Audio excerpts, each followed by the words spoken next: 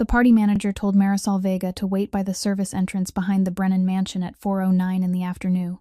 and she waited 13 minutes without a single person coming out. She stood with her back straight, her hands at her sides, not taking out her phone, not shifting her weight from one foot to the other, standing the way years of poverty had taught her to stand, as if stopping there were her own choice and not something forced on her by other people. Marisol was 27 years old. Her mother had died of illness 6 months earlier, and she was now caring alone for her 19-year-old sister, who was learning to walk again after an accident. She had taken the 8-hour party shift in this wealthy neighborhood because she needed exactly $350 for Monday morning's therapy session, and she had never told anyone what was hard. She walked through that gate only to work. She didn't know that nearly 2 hours later, beside the brightly lit pool, the two Brennan daughters, young ladies who had never spent a single day earning their own living, would decide that the presence of a poor waitress was unacceptable, and they would push her into the water in front of 30 guests, leaving the crystal tray shattered and the phone that held her sister's entire hospital appointment schedule sinking to the bottom, while not one person moved. They thought she had no one. They thought she carried no weight at all in their world,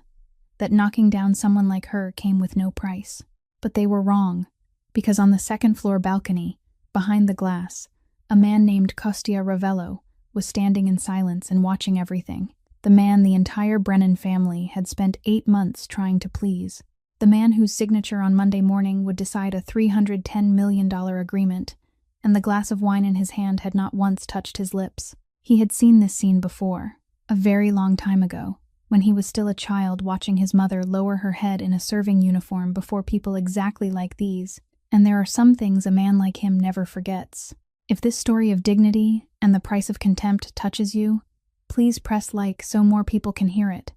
Share the video with someone who needs to be reminded that being poor doesn't mean being worthless. And don't forget to subscribe to the channel so you won't miss the next part of this story. That morning began before the sky had fully brightened, when Marisol stood in the cramped kitchen of the one-bedroom apartment on the edge of the city, making a glass of warm water and setting it beside a plate of toast that had already gone cold, listening to the familiar creak of the walker frame coming from the inner room.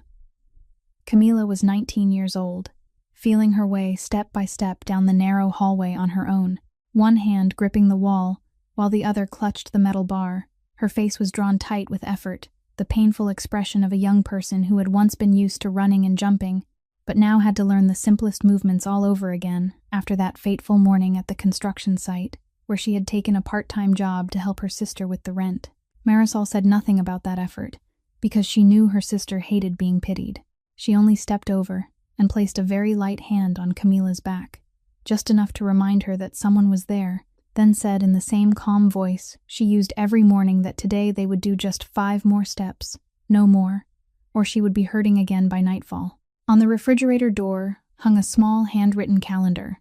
the square for Monday morning circled in red ink,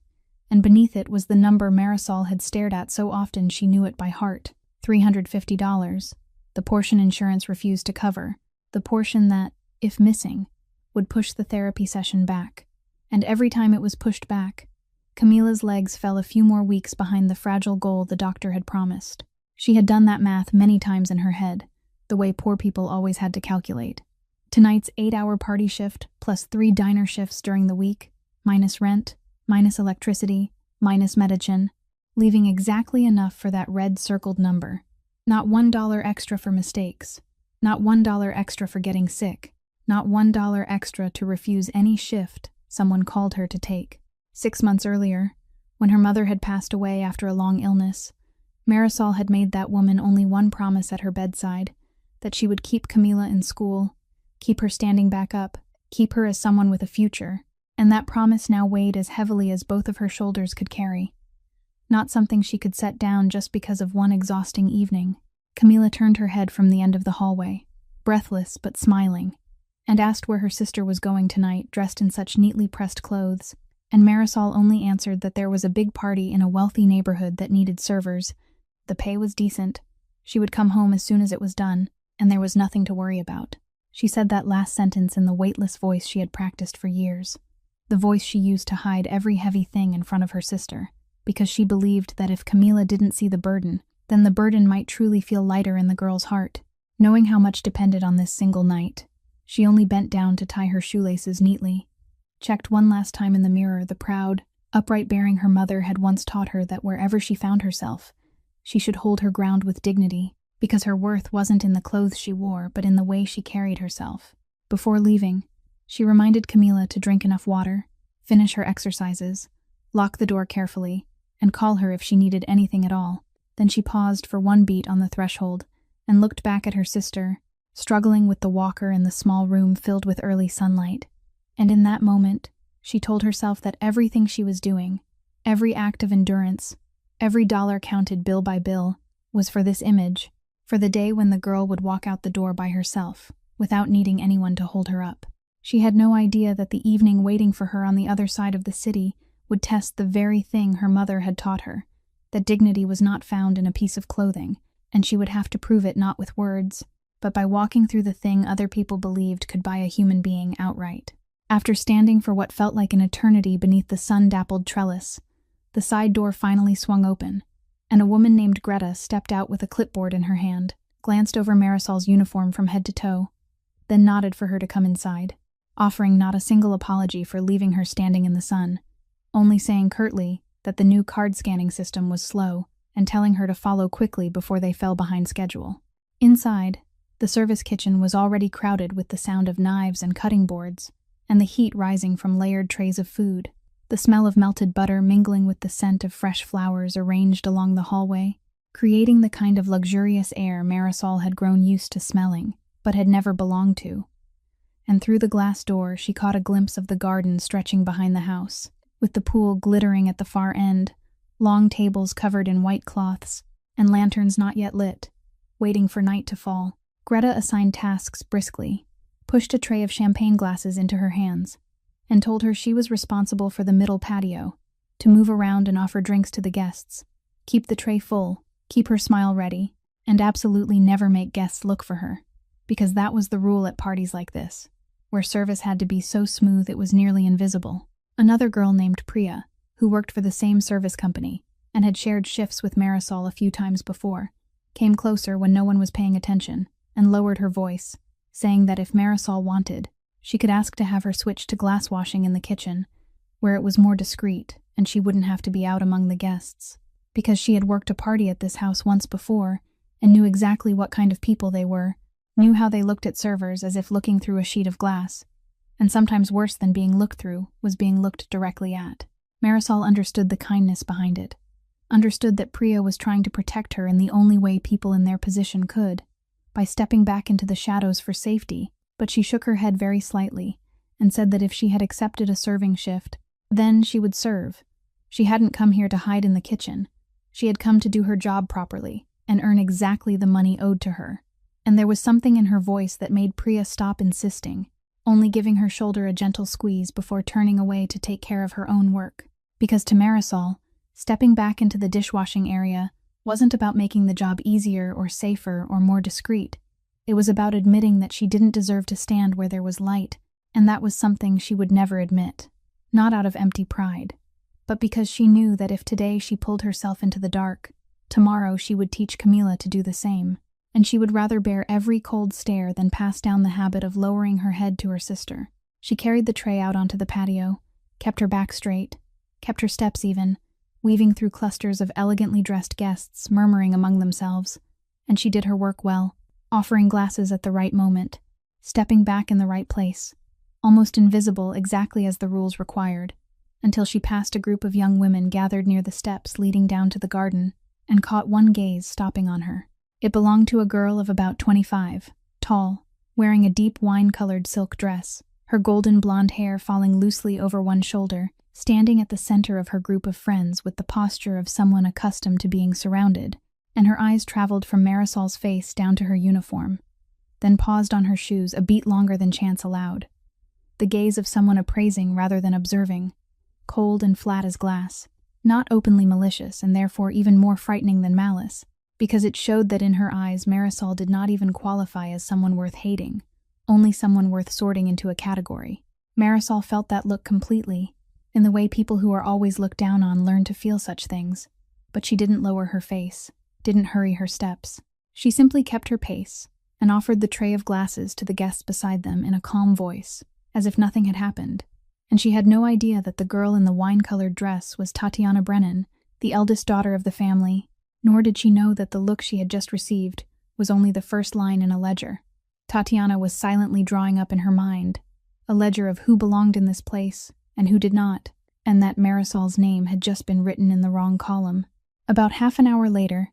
when the sky began turning the golden color of late afternoon and the first lanterns were lit along the garden path, Tatiana Brennan separated from her group of friends and walked toward Marisol with the unhurried ease of someone who never had to rush, stopping right beside the tray of champagne glasses Marisol was carrying. She reached out as if to take a glass, and then, in a moment calculated down to the smallest fraction of a second, she tilted her hand slightly and let the stone-set ring on her ring finger slip off, fall directly into the middle of the tray,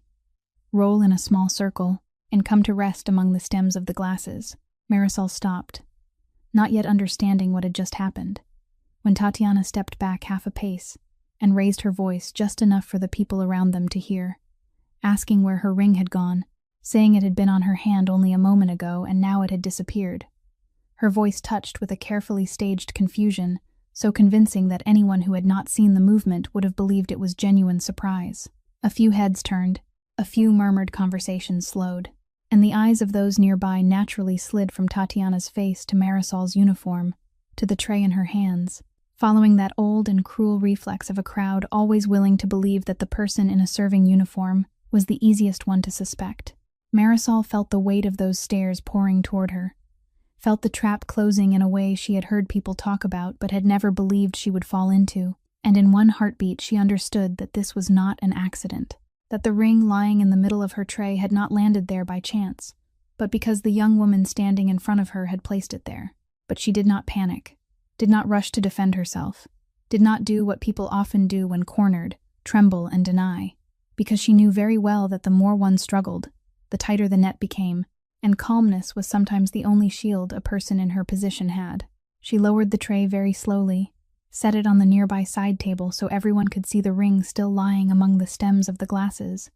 then lifted her eyes and looked straight at Tatiana as she said in a clear voice, neither loud nor soft, "Here is your ring. It just fell into my tray, and I'd like to call the manager over so there can be a witness while I return it to you, so everything is transparent in front of everyone." That very request to summon a witness, spoken with such composure, shifted the air slightly, because a thief would never willingly invite more witnesses, and Tatiana, who was used to her target panicking and denying guilt until they only looked more suspicious, paused a little at a move she had not expected. Greta was called over within moments, and in front of the manager and the guests watching them, Marisol pointed to the ring lying in the tray and stated plainly that she had not touched it, that it had fallen there on its own, and that she wanted to return it immediately, with someone present to witness it. Then she picked the ring up carefully between two fingers, as one handles something that does not belong to them, and placed it in Tatiana's outstretched palm, without one word of accusation, without one bitter glance, only with a dignity that made that dignity itself the sharpest answer. Greta confirmed that she had seen everything and declared the matter finished there. The crowd gradually drifted back to their conversations, and on the surface Marisol had won, had undone the trap without leaving a single scratch on her honor. But she knew, and Tatiana knew too, that this was not a defeat for the girl in the wine-colored dress, only a test, one stone thrown ahead to see how this little server would react when cornered, and the calmness Marisol had just shown, instead of making Tatiana retreat, made her pay closer attention, because people who are used to controlling others through fear are often most provoked by the very ones who do not know how to be afraid. Marisol carried the tray onward, her back still straight, her hand still steady, but inside her a wire had been pulled taut,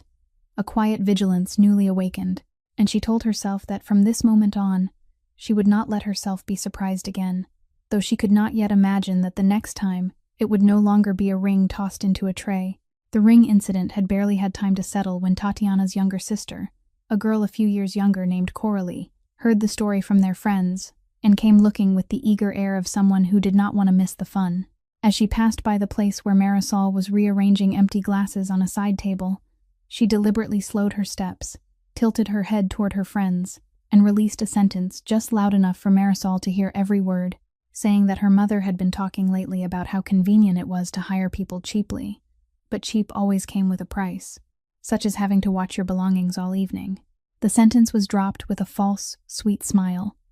The kind of smile that made cruelty look like a harmless observation, and at once it drew soft laughter from the 3 or 4 girls standing around her, that delicate laughter sharp as broken glass, laughter designed to be just loud enough for the victim to hear, but just quiet enough that later they could deny anyone had said anything at all. Marisol's hands stopped for a moment, only a moment, and then she continued setting the glasses back onto the tray, with the same steady movements, not turning her head, not answering, not allowing even a flicker of hurt to show on her face, because she understood that an answer was exactly what they were waiting for, a reaction they could twist into proof that she was causing a scene, and her dignified silence in that moment was not submission but a choice, her way of refusing to give them the spectacle they wanted to watch. But something inside her chest tightened softly, not because Coralie's words held any real weight, but because of the way they had been spoken in front of so many people, and greeted with laughter, because it reminded her that in this glittering garden, beneath the newly lit lanterns, she was not being seen as a human being doing honest work, but as a walking suspicion, something cheap that needed to be watched, and that kind of classification hurt more than any direct insult. Coralie and her friends moved on, satisfied with their little joke, leaving Marisol standing there alone amid the gentle music and the scent of flowers, carrying a hidden wound no one in that crowd cared enough to notice. Only one person had heard every word and had not laughed along,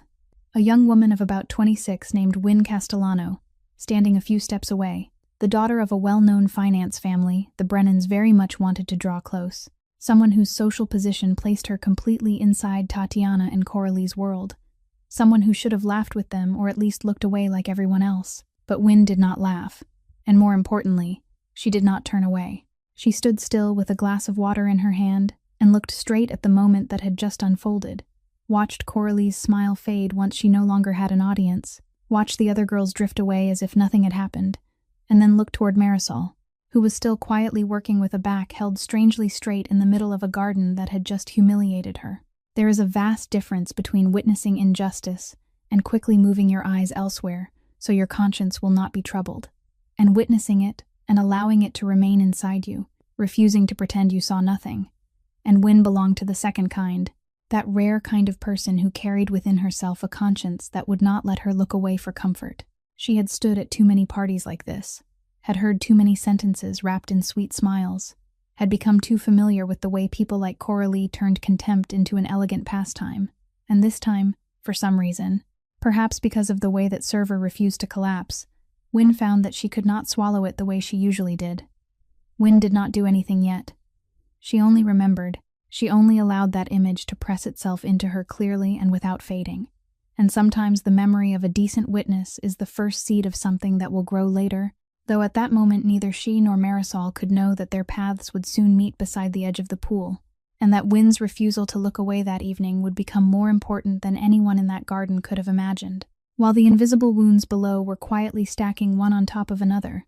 on the second-floor balcony of the mansion, behind the wide glass wall that stretched across the house, a man stood leaning against the railing and watching everything from a height where the whole garden spread out beneath him like a chessboard already set, from the steps leading down to the garden, to the rows of tables covered in white cloths, from the clusters of guests gathered around the bar, to the bright blue surface of the swimming pool at the far end of the yard, not a single corner lying beyond his sight. The man's name was Kostya Ravello. He was in his early 30s, tall and broad, shouldered in a dark suit, cut to fit him precisely. His brown hair trimmed neat, with a few early silver strands at his temples, and on the knuckle of his right hand was an old, faint scar he never explained to anyone, a trace from a stretch of life the people laughing below could never imagine. He stood there in silence, the way a man stands when he is used to a room, changing its frequency whenever he steps into it, the glass of wine in his hand turning lightly but never once touching his lips, his cold gray eyes fixed on the garden with the attention of someone who always reads every space he enters, not out of curiosity but because survival had sunk into him and hardened into habit. The entire Brennan family had spent 8 long months trying to lure him to this evening,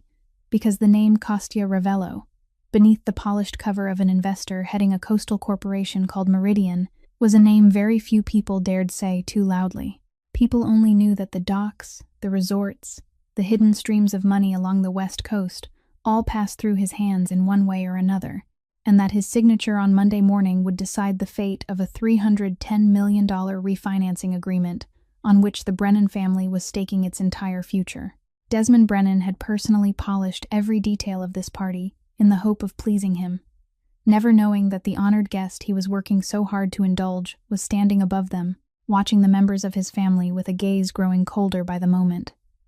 Because from where he stood, Kostya had seen everything. He had seen the girl in the wine-colored dress drop the ring into the server's tray and stage her little performance of confusion. He had seen the way the young woman carrying the tray escaped that trap with a composure that made his eyes narrow slightly in attention. And he had seen the soft ripple of laughter after the younger sister's insult. Laughter whose words he could not fully hear, but whose meaning he read completely through the way the girl below stiffened for one brief instant, then straightened again as if nothing had happened. And it was that refusal to collapse that stirred something in him he had thought had gone quiet long ago, a memory from many years before, when he had been a boy standing at the edge of glittering rooms, watching his mother carry trays among elegantly dressed people, watching her lower her head and apologize for a mistake that had not been hers, watching people speak about her right in front of her as if she had no ears to hear, no heart to hurt, as if the uniform she wore had erased the human part of her. He remembered his mother's face when she came home on nights like that, the way she kept her back straight until the door was shut behind her before allowing her shoulders to sag, and he remembered the words she once said to him in a voice exhausted but not bitter, that people could take many things from you, but no one could take away the way you stood unless you allowed them to, and that dignity was the only thing in this world with no price to buy. There are some things a man like Kostya never forgets, and standing on the glass balcony looking down at the girl in the serving uniform, quietly carrying her tray through a garden full of people who considered her less than an object, he saw his dead mother's shadow in full, and with it, the whole of his own childhood in the way that girl stood. He said nothing. He called no one. He only tightened his fingers slightly around the stem of the glass and kept watching, because an old instinct told him the night was not over, that the contempt drifting through the air would lead to something, and when it happened, he would be exactly where he needed to be to see every second of it. Near 6 o'clock, when the tray of glasses had thinned out, and Greta signaled that she could take a few minutes to restock, Marisol withdrew toward the far end of the garden, to the quiet space by the edge of the pool, where the underwater lights cast up a soft blue glow, and the music from the party seemed farther away. She set the empty tray on a side table, and allowed herself to stand still for exactly 3 minutes, drawing in a long breath,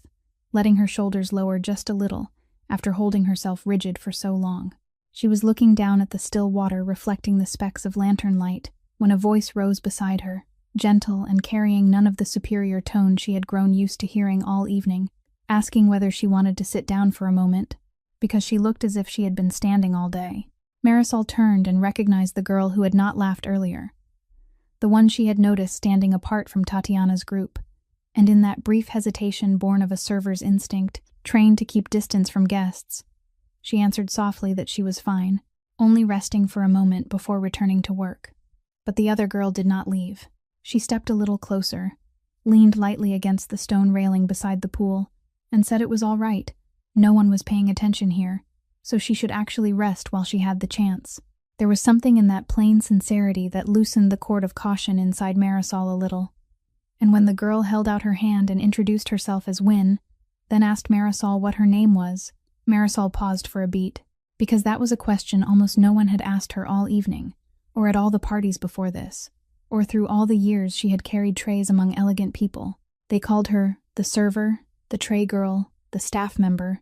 but almost no one ever stopped to ask her name, the way one asks a human being. She said her name was Marisol, and Win repeated it once as if committing it to memory, then said it was a beautiful name, and even a gesture as small as that was enough to soften something in Marisol's chest after an entire evening of stones being thrown at her and categories being placed around her. The two of them stood at the edge of the pool and exchanged a few words, beginning with harmless remarks about the party, about the warmth still lingering from the afternoon, and then gradually becoming a real conversation, the rare kind that happens when two people unexpectedly touch the same frequency without needing to test each other first. Win said she did not really belong at parties like this,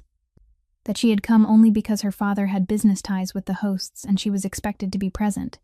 but she always felt as if she stood on the edge, watching more than joining in, and sometimes she wondered whether this glittering world even understood how it treated other people. Marisol listened, and when Wynne asked whether she had been doing this work long, she answered that she worked parties and took night shifts at a seaside diner, doing whatever work people called her for, not because she liked being busy, but because she had a younger sister who needed her. She did not explain the details, did not complain, only said it simply, but there was a weight in the way she spoke that made Wynne understand that behind that straight posture was an entire life she was quietly carrying alone. Wynne did not press further, because she was sensitive enough to recognize that some wounds were kept private, and she only said that Marisol's sister was lucky to have someone like her, and that simple sentence touched Marisol in a way no ornate comfort ever could, making her eyes sting briefly before she blinked it away. In those short 3 minutes beside the pool, in the middle of an evening already heavy with contempt and suspicion,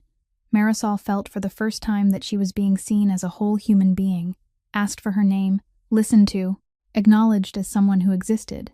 and she had no idea that this rare, warm moment, this sight of her standing and speaking kindly with Wynne Castellano as if the two of them were equals, was being watched by another pair of eyes from the far side of the garden with an entirely different feeling, and that this small warmth was about to cost a price she could not possibly imagine. From across the garden, standing among her friends beside the bar, Tatiana Brennan had seen the entire scene at the edge of the pool, and something inside her tightened in the way envy always tightens inside people who are used to being placed at the center. Because Wynne Castellano was not an ordinary guest. Wynne was the name Tatiana had been quietly trying to approach for weeks, the daughter of a finance family whose friendship meant stepping one rung higher on the social ladder. Tatiana was always measuring, and all evening she had been waiting for a chance to draw Wynne toward her, to be seen standing beside that girl as a confirmation of her own status. Yet now, the person she longed to claim was standing by the pool, speaking with warmth, ease, and equality to the very server in the borrowed uniform, the girl whose tray Tatiana had dropped a ring into just a little more than an hour earlier to put her in her place. And in Tatiana's eyes, that was not only an insult, but an intolerable overturning of order, as if someone had taken something that belonged to her and handed it to someone who had no right to touch it. She murmured something to Coralie beside her, and her younger sister's face immediately shifted into that familiar look of agreement, the two sisters glancing toward the pool with an expression that was no longer the careless contempt of earlier, but something sharper now, a determination beginning to take shape. Meanwhile, at the edge of the pool, Wynne seemed to sense the change in the air too. She caught sight of the Brennan sisters looking in their direction, and with the instinct of a decent person who had seen how parties like this could turn rotten, she said softly to Marisol that maybe she should come inside with her for a moment, that there were cold drinks in the hall and standing out here too long must be tiring. Wynne's voice was gentle, but underneath it was an urgency she had not yet named, a feeling that she should move this young woman away from that open stretch of water. Marisol hesitated briefly, because her 3-minute break was almost over, and she still had to refill her tray. She said she needed to get back to work before Greta came looking for her, but Wynne placed a friendly hand on her arm and added, "Just for a moment, come with me." And in that instant, a small door opened, an invisible way out that might have turned the whole evening in another direction if Marisol had stepped through it. But at that fragile second, an older woman's voice called Wynne's name from the hall. It was an acquaintance of her family, someone her father had told her she had to greet properly, and Wynne hesitated, turning her head, caught between a social obligation she could not politely refuse, and the instinct pulling her to stay by the pool. She squeezed Marisol's arm once more, and said she would go say hello and come right back. Wait for me. Then she stepped toward the hall, looking back once with a trace of guilt in her eyes, never knowing that leaving for what seemed like only a few minutes was the very moment the escape door closed. Marisol stood alone at the edge of the pool, holding the empty tray, intending to return to the kitchen for more glasses, and she did not realize that she had become solitary in that open stretch of water, with Wynne no longer beside her, with no one standing between her and the two shadows approaching from the other side. Tatiana and Coralie had separated from their friends, and were strolling along the edge of the pool toward her with a carefully arranged air of leisure,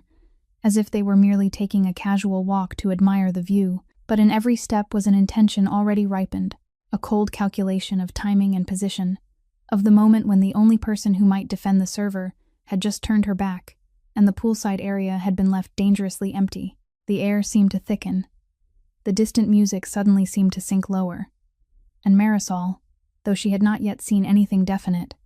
felt a chill run down her spine, that old instinct of someone far too used to having to protect herself, warning her that something was about to happen. The clock struck 6:02 when the Brennan sisters reached the place where Marisol stood beside the edge of the pool, and everything that happened after that moved so quickly that later, not one of the people who witnessed it could tell the story in exactly the same way. Tatiana walked in front, and the moment she came close to Marisol, she gave a small cry, pretending that the heel of her shoe had caught in a crack between the paving stones, her body swaying as she fell toward the server. Instinctively shifting the empty tray to one hand, Marisol reached out with the other to steady her. At that exact moment, behind her, Coralie stepped forward. A hand pressed against Marisol's back, as if only to keep Coralie herself balanced. But the force behind it was not the force of someone stumbling. It was a shove. Firm, deliberate, 3 bodies, one calculated instant of imbalance, and Marisol, already leaning forward to catch Tatiana, was thrown past the last point where she could still hold herself upright by the force from behind. The stone slipped away beneath her heel. Empty air opened under her feet. She fell. The water rushed up. The evening sky split in two before her eyes, a wash of red-orange, then darkness. The cold closed around her like a wall. The crystal tray flew from her hand, glasses shooting into the air before crashing down on the stone and shattering in a sharp burst of sound. And in the first instant beneath the water, she felt her phone slide from the side pocket of her uniform. She reached for it, but the water had already swallowed it. She saw it sinking, that black rectangle carrying Camila's entire hospital appointment schedule, the doctor's numbers, the last photograph of their mother, all of it slipping toward the glowing blue bottom of the pool, beyond her reach. On the edge, the whole garden froze. The music was still playing, but no one seemed to hear it anymore. About 30 people turned toward the sound of breaking glass and splashing water, and for one breathless, stretched-out moment, no one moved. Tatiana had found her balance again on her heels, one hand pressed to her chest as if she had just escaped a fall, her mouth crying out that, oh, she slipped, her voice filled with precisely staged alarm. Coralie stepped back half a pace, her eyes widened in feigned shock, repeating that yes, she slipped on her own. My sister and I almost fell with her. Those 2 faces had their innocent roles ready, and that was exactly what made the scene deliberately uncertain, because among 3 bodies swaying at once, between the false stumble and the hand pressed against Marisol's back, no one could point directly and say there had been a shove, even though deep inside many of the people standing there, a silent voice was saying that something had gone terribly wrong. A few guests opened their mouths as if to speak, then stopped. One man stepped forward halfway, then halted, glancing around to see whether anyone else would move, and when he saw everyone else standing still, he stayed still too. A woman in a pale dress took a small step backward, as if to put more distance between herself and whatever was happening, unwilling to be pulled into it. No one stepped into the water. No one reached out a hand. That silence was the particular silence of a crowd that has just witnessed something no one dares to name yet. A silence quietly deciding what the moment would be classified as, whether it would be called an accident or something else, and what price someone might have to pay if they dared call it by its true name. Beneath the water, Marisol sank through one chaotic instant, her clothes billowing around her, her legs flailing as they searched for solid ground, the noise of the party above turning into a warped, bubbling sound through the surface. Fear rose in her chest, but her pure survival instinct, honed by years of having no one else to rely on, took over, pushing past the panic, telling her to find the bottom, to push up. She had marked the shallow end of the pool from the moment she stepped into the garden, the old habit of someone who never dared trust that there would always be someone else to save her, and now that very habit saved her. Her foot touched the bottom. She braced herself. She pushed. Her head broke through the surface, and she stood there with the water up to her chest, both feet finally planted firmly on the shallow bottom, her hair loose and plastered to her forehead, her breathing rushed but steady, and the first thing she did was not call for help or cry, but lift a hand and wipe the water from her face slowly, so she could see clearly. And when she could see clearly, what she saw was not outstretched hands, not hurried footsteps rushing toward her, but about 30 faces standing still at the edge, all of them looking at her, and not one of them moving. That silence fell over her colder than the water itself. It was not the silence of people stunned into stillness, but a calculated silence, the silence of a crowd collectively weighing what to call what had just happened. waiting to see who would speak first so they could follow, silently measuring the price of standing on the side of truth instead of letting everything pass as a small mishap on a beautiful evening. Marisol looked into those faces, and she read all of it there. Curiosity mixed with annoyance at being forced to witness something uncomfortable. The hidden relief of people glad that the one in the water was not them, and above all, the collective decision slowly taking shape that silence was safest. That if no one named it, no one had to be responsible. She had stood at the bottom of this society long enough to understand that this was what hurt most. Not the fall, not the cold water, but the moment of rising back up and realizing that in an entire garden full of people, no one considered her worth stepping toward. Then her eyes found it. Beneath the clear, blue-lit water, lying still on the pale stone floor of the pool, was her ruined phone. Seeing that dark rectangle, a wave of cold dread washed over her. Far sharper than the icy water soaking into her skin, everything she had fought so hard to organize was now trapped under the surface. Yet, even as a sharp pain tightened in her chest, she refused to let herself collapse. Not here. Not in front of these callous eyes. She moved toward the underwater steps where the pool floor gradually rose, each step slow and steady. Though her soaked uniform hung heavy and dragged around her legs, though water streamed from her hair, her sleeves, and her hem, and she climbed out, setting her bare foot on the stone paving where shards of broken glass still remained after someone had hastily kicked them aside. She straightened on the edge, water pouring from her body and spreading into a widening puddle on the stone, her whole body trembling from cold. But she did not wrap her arms around herself, did not shrink inward. She let her hands fall at her sides and kept her back straight exactly the way her mother had taught her, exactly the posture she had held all evening, because she understood by instinct that if she let herself crumple now, she would be giving them precisely the ending their contempt wanted. The whole garden remained trapped in that suffocating stillness, and in that moment Marisol recognized a bare truth about this place, that they thought she had no one, thought she was only a life that could be shoved into the water and abandoned without consequence, thought her poverty meant she carried no weight, no voice, no one standing behind her. She stood there, drenched and alone among 30 people, and she did not know that from the high glass balcony above, a pair of eyes had followed every second of everything, had seen the shove from behind, had seen the performance of innocence, had seen the crowd's cruel silence, and had seen the young woman rise from the water and stand upright without lowering her head. She only knew that she was cold, that her phone was lying at the bottom of the pool, and that she would not let anyone there see her cry, and she had no idea that the hardest test of the evening, the moment that would define who she was, had not yet arrived. In the middle of that thick silence, Tatiana was the one who broke it, but not with an apology. She stepped a few paces closer to Marisol,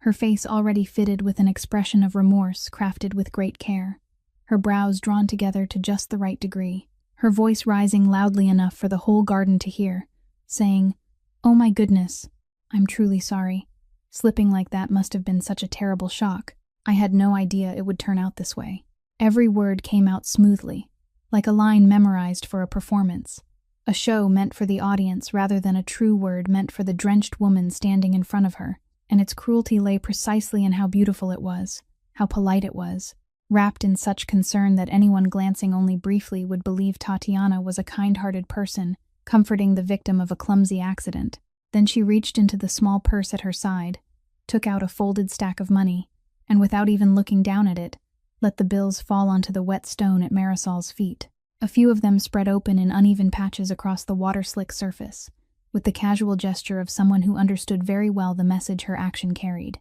She said, "Take it, and buy yourself a new uniform. Let's call it even," her voice light and generous,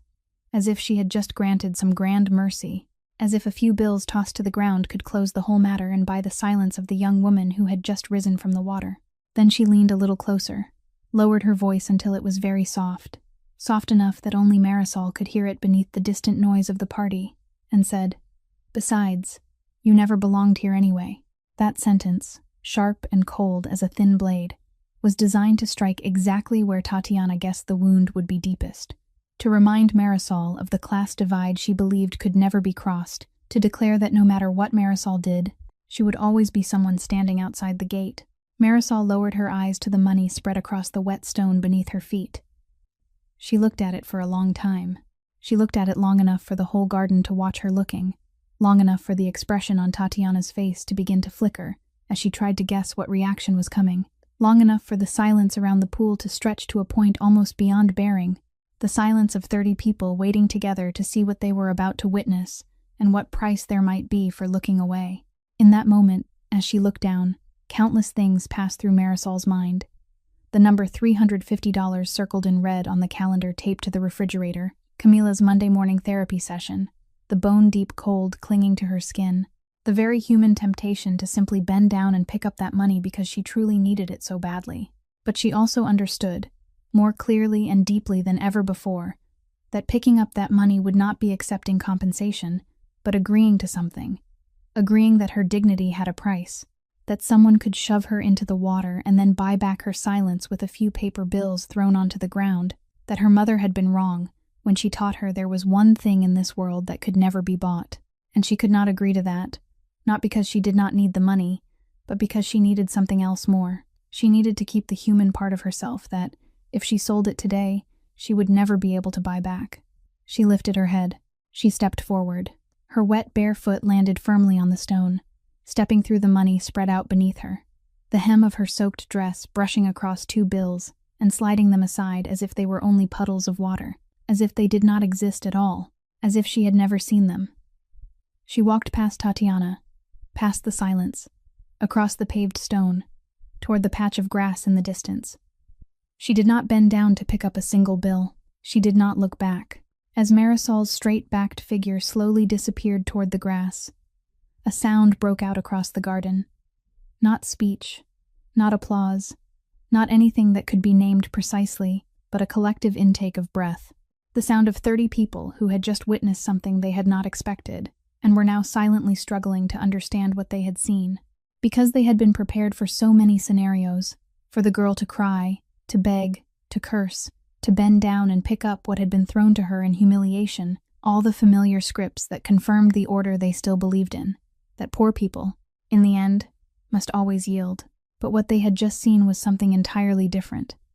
something that made that order tremble, and the breath that moved through the garden was the sound of a crowd being forced to rearrange every prejudice they had carried into the evening. Some turned to murmur to the person beside them, some remained frozen where they stood, and some, for the first time all evening, looked toward the Brennan sisters not with respect, but with a new and uncomfortable scrutiny. And in the middle of it, Wynne Castellano returned from the hall, just in time to witness the final seconds of the scene, just in time to see the young woman she had told to wait for her now, walking drenched across the stone with a posture Wynne would never forget. For one moment Wynne stopped dead, her face going pale as she understood what had happened in the few short minutes she had been away,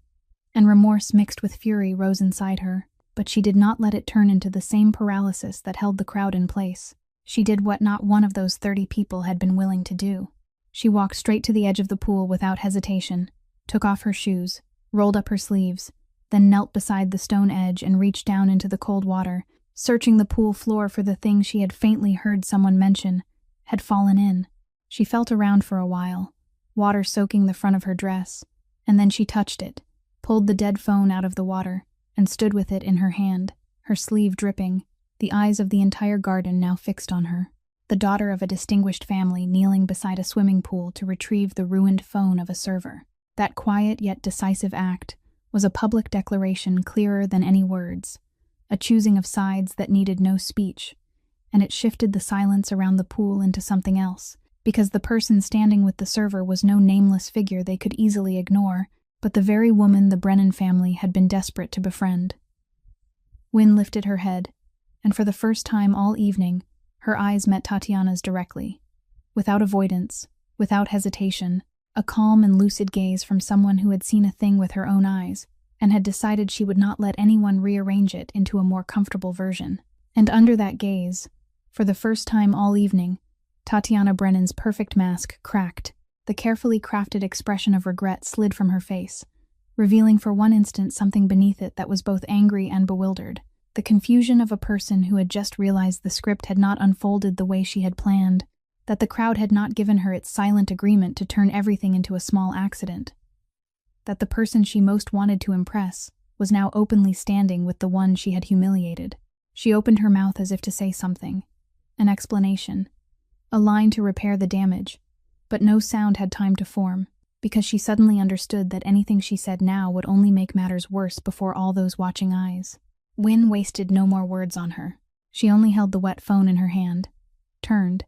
and walked toward the grass where Marisol was sitting, leaving Tatiana standing rooted beside the pool in a garden whose atmosphere had just changed forever. Marisol sat on the chair at the edge of the grass, soaked through and freezing, her back still straight, and Wynne had only just placed the ruined phone in her hand with a few soft words of comfort when a middle-aged woman stepped out from the house, walking with unhurried grace, carrying a large, thick white towel, her face already wearing a smile polished by countless parties and countless uncomfortable situations. It was Ophelia Brennan, the mistress of the house, the mother of the 2 daughters who had just caused everything, and she approached with the manner of someone certain she could dissolve any trouble, simply by sitting down beside it and pouring enough gentleness over it. She draped the towel around Marisol's shoulders with a caring gesture, sat down in the chair beside her, crossed her ankles elegantly, tilted her head with sympathy, and spoke in a very soft voice, saying, "Poor child, a fall like that must have frightened you terribly. You're shivering now. Let me take care of you." Marisol accepted the towel and quietly said thank you. But she did not allow that false warmth to lull her, because she had lived long enough in the world of people like Ophelia to recognize that kindness displayed too smoothly was often a curtain hiding another purpose. Sure enough, after a few soothing sentences, Ophelia shifted her tone with great delicacy, saying that she thought the best thing for Marisol right now was to go home and rest, that she needed dry clothes, needed to warm up, that staying here in wet clothing would only make her sick, that Ophelia would have someone call a car to take her straight home, because, as she could see, there was nothing good for her in staying here. Everyone was looking, and that must be embarrassing for her, wasn't it? Every word was arranged carefully to sound like pure concern, but beneath that soft cover was a command wrapped as an invitation, an attempt to move the trouble sitting in the middle of the lawn out of the guest's sight as quickly as possible so the evening could return to its perfect course, as if nothing had ever happened. Marisol understood all of it. She understood that they wanted to send her away not because they were worried about her, but because she was living evidence of something this family wanted erased. And she lifted her eyes to look straight at Ophelia, then, in a calm voice, asked a question that made the smile on the woman's lips pause. She asked, "Ma'am, is there a security camera mounted at the corner of the roof above the pool? When I came in earlier, I noticed what looked like one there, with a waterproof casing. It seems to have been there for a few seasons." She said nothing more, made no accusation, offered no threat. She simply released the question and let it rest in the air between them. For one moment, the carefully practiced warmth on Ophelia's face went out.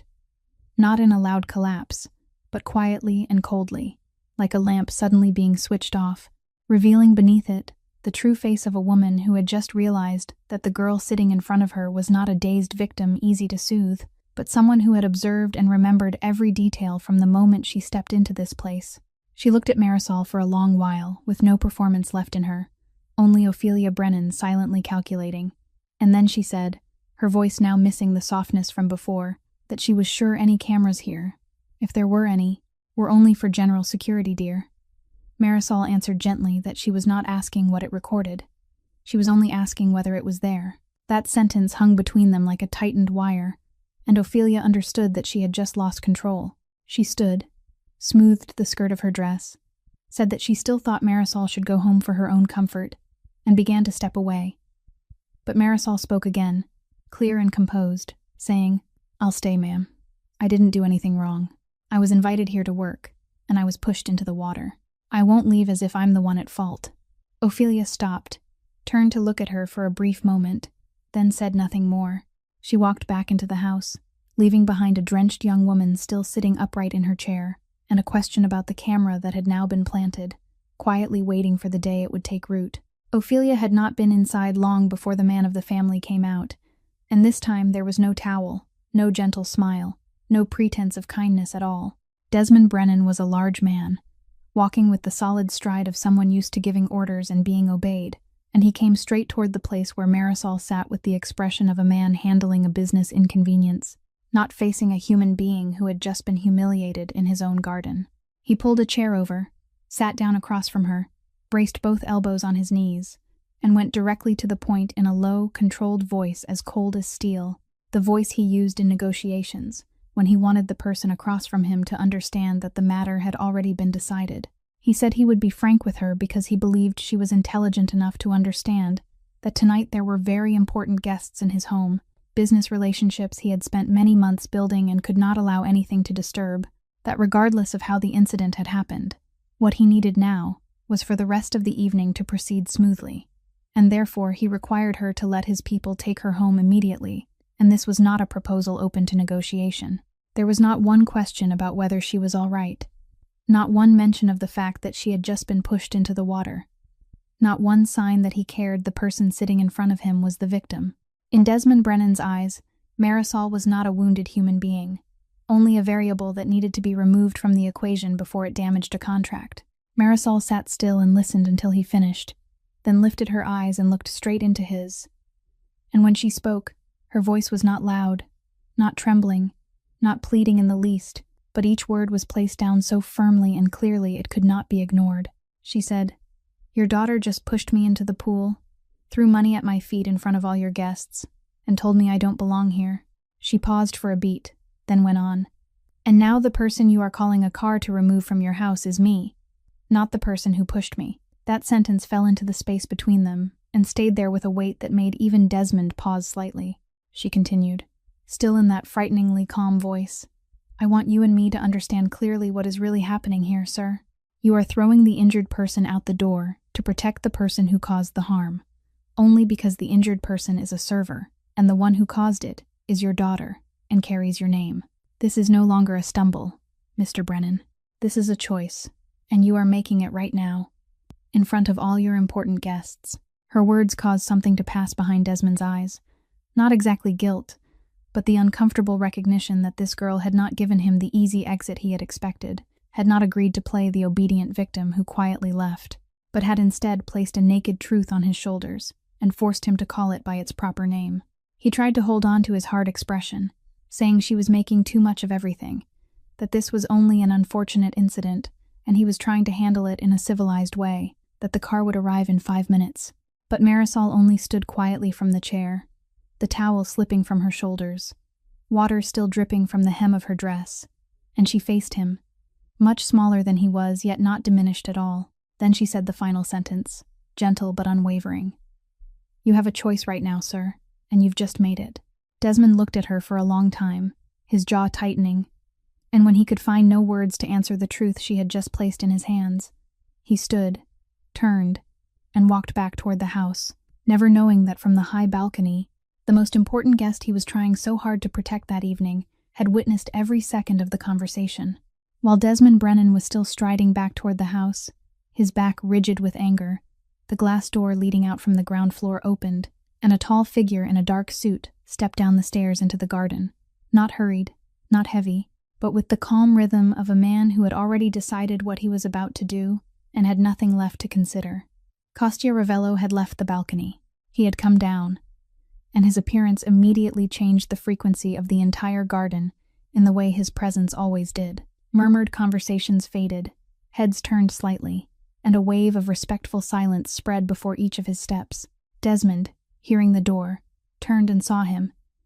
and at once the color of his face shifted. He hurried forward with his social smile already switched on, beginning to say, "Mr. Ravello, I sincerely apologize for this small interruption. Everything is under control now. Please come back inside. Let me pour you another glass." But Kostya did not stop. He walked past Desmond Brennan as if the man did not exist, without a glance, without a reply, without so much as a nod, and that absolute disregard said more than any rebuke could have. Desmond stood rooted in place with the rest of his sentence unfinished on his lips, understanding for the first time that evening that something had slipped disastrously out of his control. Kostya walked straight to where Marisol stood. The drenched young woman with the towel just slipped from her shoulders, and when he reached her, he did one simple thing the entire garden could see. He removed his suit jacket, the expensive, finely tailored jacket, and draped it over her shoulders as they trembled from the cold. A gentle gesture, without display, yet carrying the weight of an entire declaration, because in this world where people were measured by clothing, the most powerful man in the garden placing his own jacket around a server's shoulders overturned the entire order these people worshipped. Then he leaned down slightly until he was level with her eyes, and in a deep voice, quiet enough for only her to hear clearly, yet clear enough in the silence that the nearest people could feel its weight, he asked her one question. The first question all evening that anyone had asked her, as if asking a human being with the right to decide for herself. He asked whether she wanted to leave because she chose to, or because they told her she had to go. That question, simple as it was, contained a complete reversal of everything that had happened to Marisol from the moment she walked through the gate, because all evening people had decided for her, classified her, humiliated her, ordered her to disappear, and this was the first time anyone had placed the decision back in her hands, returning to her the one thing this whole world had tried to take away, the right to choose for herself. Marisol lifted her eyes to the gray eyes of the stranger, and for a moment she could not speak, not because she was afraid, but because after spending the whole evening bracing herself against one blow after another, that sudden act of kindness nearly broke open what she had been holding tight. She blinked quickly to hold it back, then answered, her voice soft but steady. I want to go home to my sister, because I choose to,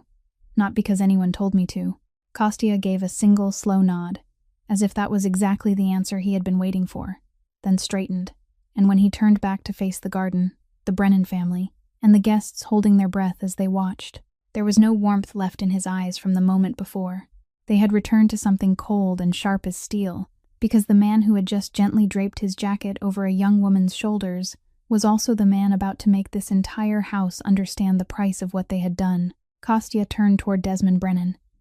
and when he spoke, his voice was not loud, not showing the slightest trace of anger, only calm and clear in the way of a man who never needed to raise his voice to be heard. He said that he believed there was a security camera mounted at the corner of the roof above the pool, and he wanted to see the footage from the past 20 minutes, right now. That sentence, neat and cold, answered directly the very question Marisol had quietly planted with Ophelia earlier, and it made the whole garden seem to stop breathing, because everyone understood that once that recording was opened, the accident performance the Brennan sisters had staged would have nowhere left to hide. Desmond Brennan went pale. He opened his mouth as if to say that the camera wasn't working, that it was only decorative equipment, that there was no need to make this into a bigger matter, but every excuse lodged in his throat beneath Kostya's steel gaze, because he understood that lying to a man like this was even more dangerous than the truth he was trying to conceal. And in that suffocating silence, the entire Brennan family realized at the same time what they had just lost. Not because of a recording, but because the man holding the fate of the $310 million contract they had pursued for 8 months had publicly taken the side of the server their daughters had humiliated, and that every effort to win him over, every carefully polished detail of this perfect evening, had been washed away in a few minutes beside a swimming pool. Behind the glass of the living room overlooking the garden, 3 men in expensive suits stood silently watching the whole scene. They were the business partners Desmond had invited to witness his family's shining moment. And now they were witnessing something else entirely. They had seen the girl pushed into the water, had seen the crowd stand still, had seen the handful of money thrown at her feet, had seen her step over it without lowering her head, and now they were seeing the most powerful man in the room turn his back on the host. Not one of the 3 said anything, because this was not the kind of thing people said aloud at a party like this.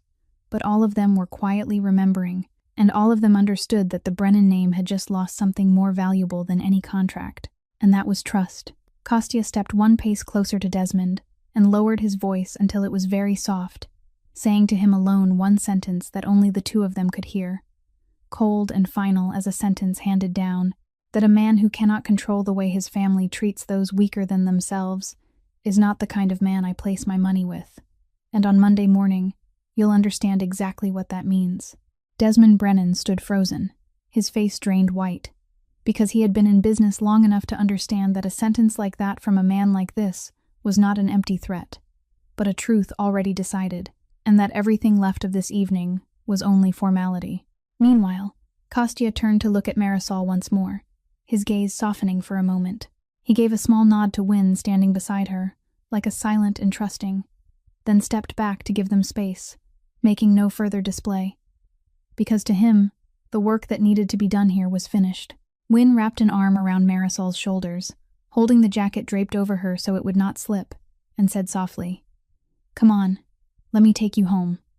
her voice warm and steady. and the two young women walked together across the grass, past the crowd that now moved apart on its own to make a path, past faces that no longer dared look directly at Marisol, only lowered their eyes or turned aside in silence. Marisol walked with the oversized suit jacket of a strange man around her shoulders, her feet still bare, her dress still wet, but her back was straighter than it had ever been, and she did not turn to look back at the house that had rejected her. Nor did she know that the man who had just placed his jacket over her shoulders had quietly set something in motion that would only reveal itself on Monday morning. On Monday morning, at 9:14, in his wood-paneled office overlooking the sea,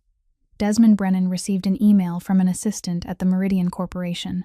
only 4 sentences long. The email said that after careful consideration, Meridian had decided not to move forward with the refinancing agreement for the Brennan family's project, that they appreciated the time and effort both parties had invested, that they wished the Brennan family all the best in their future directions, and that no further discussion would be necessary. $310 million, 8 months of pursuit, wrapped inside 4 cold sentences without a single explanation, because both the sender and the receiver knew exactly why, and it was that lack of need to say it aloud that was most cruel. Desmond read the email twice, then placed his phone face down on the desk and sat still in the morning light that shone through the window just as it did on every other morning. And for the first time in his entire career, he understood that there were things that could not be bought back, could not be negotiated, could not be rescued by any phone call. He thought of the drenched girl standing with her back straight in his garden, thought of her saying that he was making a choice right then, and he understood that he had chosen, that he had looked at a person who had just been humiliated and had chosen to stand with the ones who caused it simply because they carried his name, and now the price of that choice was lying face down on his desk. In a room on the other side of the house, Tatiana was also facing consequences of her own, not through some loud public sentence, but through a slow burning truth, that the Castellano name she had been so desperate to attach herself to was now closed to her forever, that the story of that evening had quietly spread through the small circle she had always considered the whole world, and that from now on, every room she entered would contain eyes that remembered the image of her standing beside the pool,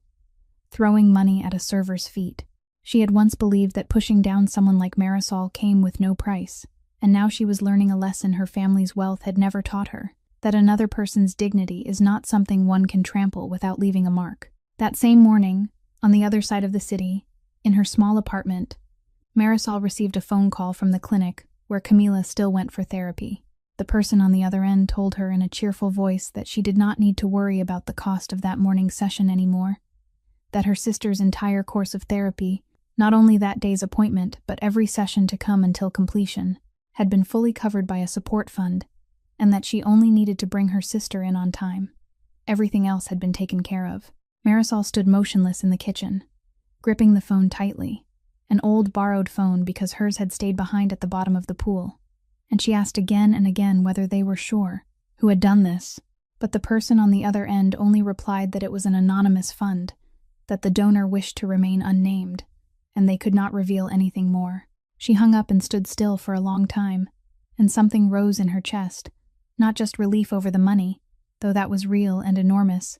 but a feeling far harder to name, the feeling of someone who had grown used to believing she had to carry everything alone, suddenly realizing that somewhere in this world, someone had seen her, had seen the burden she quietly carried, and had silently reached out without needing her to know or say thank you. She had no idea who that person was, could not connect the thread between that morning's call and the man who had placed his jacket over her shoulders beside the pool, did not understand that the eyes that had watched her from the glass balcony were also the hand that had just quietly lifted the heaviest burden of her life. Camila called from the inner room, asking why her sister was standing there like that, and Marisol turned back, quickly wiped the corner of her eye, then smiled and answered that it was nothing. Only good news. Get ready. Today we're going to the clinic. A few days later, Marisol brought the uniform back to the service company, washed clean and ironed smooth, without a single stain, without a single loosened thread, and she got her $50 deposit back,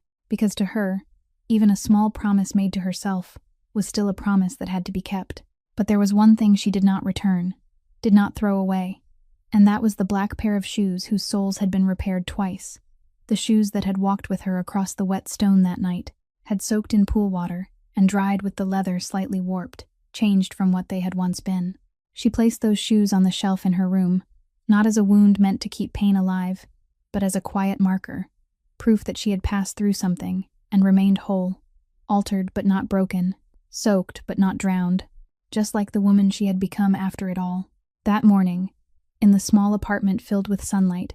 Camila held on to her walker and felt her way step by step down the familiar hallway. But something had changed. Her steps were steadier, more certain, and when she reached the end of the hall, she let one hand go from the frame, stood upright with only one point of support, then turned back to look at her sister with a radiant smile, shining with that small yet enormous pride. Marisol leaned against the doorway and watched her, and in that moment she saw the full reason for everything she had endured, saw the fragile goal she had been carrying herself toward slowly taking shape before her eyes, and she turned her head slightly toward the far window, where a strip of blue sea glittered beneath the morning sun, the same sea where one day she would scatter her mother's ashes.